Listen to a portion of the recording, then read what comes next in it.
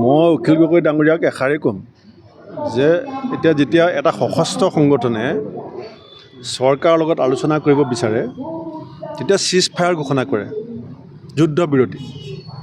চৰকাৰে যদি আলোচনা কৰিব বিচাৰে তেতিয়া সশস্ত্ৰ সংগঠনটোৰ প্ৰথম চৰ্ত কি হয়? যুদ্ধ বিৰতি।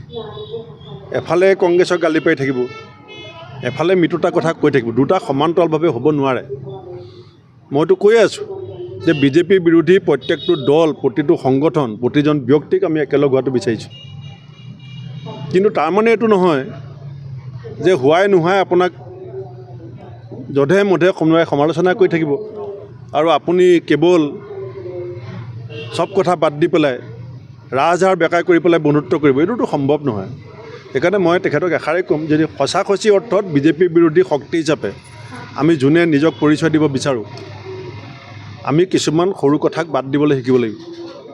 কিছুমান বিষয়ক বাদ দি বৃহত্তৰ স্বাৰ্থৰ খাতিৰত, জাতীয় স্বাৰ্থৰ খাতিৰত, সাম্প্ৰদায়িক বিভাজনকামী বিজেপিক প্ৰতিহত কৰিবৰ কাৰণে আমি একত্ৰিত হ'বলৈ হ'লে আমি কিছু সংযমো হ'ব লাগিব, আমি কিছু সহনশীল হ'ব লাগিব। আৰু সেইখিনি কৰিবৰ কাৰণে মই আহ্বান জনাইছোঁ। হিমন্ত বিশ্ব শৰ্মা ডাঙৰীয়াৰ মন্তব্য কালি দেখিছোঁ। তেখেতে হয়তো পাহৰি গৈছে কংগ্ৰেছ দলে ভাৰতবৰ্ষৰ সংবিধান প্ৰদত্ত যি ধৰ্মনিৰপেক্ষতা, সমাজবাদক আমি সদায় শক্তিশালীভাৱে প্ৰতিনিধিত্ব কৰি আহিছোঁ। আমি কোনো জাতি, জনগোষ্ঠী, উপজাতিৰ সংস্কৃতিত কেতিয়াও হাত দিয়া নাই। আমি কেতিয়াও কাৰো খাদ্যভাসত হাত দিয়া নাই। কোনে কি সাজ পোছাক পিন্ধিব, কোনে কি খাদ্য খাব, কাৰ ৰীতি নীতি পৰম্পৰা কেনেকুৱা হ'ব, সেইখিনি প্ৰত্যেকটো জাতি, জনগোষ্ঠী, উপজাতিয়ে নিজে নিজে ঠিক কৰি লৈছে। আমি কংগ্ৰেছ দলে সমাজবাদত বিশ্বাস কৰোঁ, কিন্তু বিজেপি আৰু RSSে কৈ আছিলে গৌ পূজাৰ কথা, গৌ মাতাৰ কথা, গৌ হত্যাৰ বিৰুদ্ধাচৰণ কৰাৰ কথা। আমি কোনোবাই যি খাদ্য যোনে ভাল পায়, কোনোবাই নিৰামিষ ভাল পায়, কোনোবাই আমিষ ভাল পায়,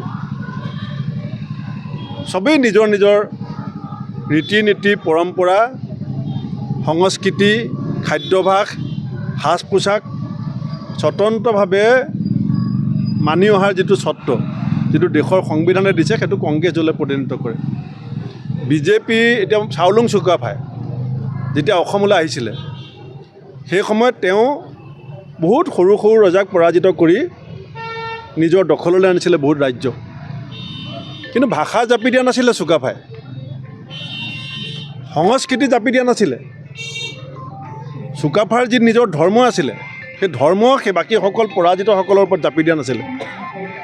সেইকাৰণে চাওলুং চুকাফা আজি আমাৰ মাজত সমাদৃত, আমাৰ সকলোৰে আদৰৰ।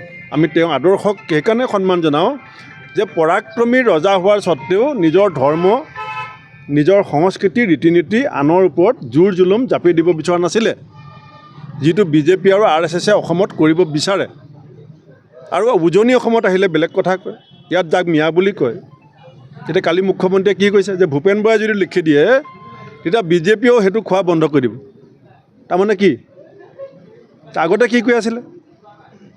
কালি কৈছে মই লিখি দিলে তেওঁ নাখায়। তাৰমানে তেওঁক মই লিখি দিব লাগিব, তেওঁ কি খাব, কি পিন্ধিব, বিহুত কেনেকৈ নাচিব। এই যে বিহুত যে তেওঁ বিহু নামত যে দীঘল দীঘলকৈ জাপ মাৰে মঞ্চত গৈ, সেইটো মই লিখি দিছিলোঁ নি? সংস্কৃতি, আমাৰ ভাষা, আমাৰ ধৰ্ম, পৰম্পৰা, ৰীতি নীতি ৰক্ষা কৰাৰ অধিকাৰ, সন্মান কৰাৰ অধিকাৰ, এইটো আমাক সংবিধানে শিকাইছে আৰু আমি সেইমতে চলিম। অখিল গগৈয়ে কালি পুনৰ মিত্ৰতা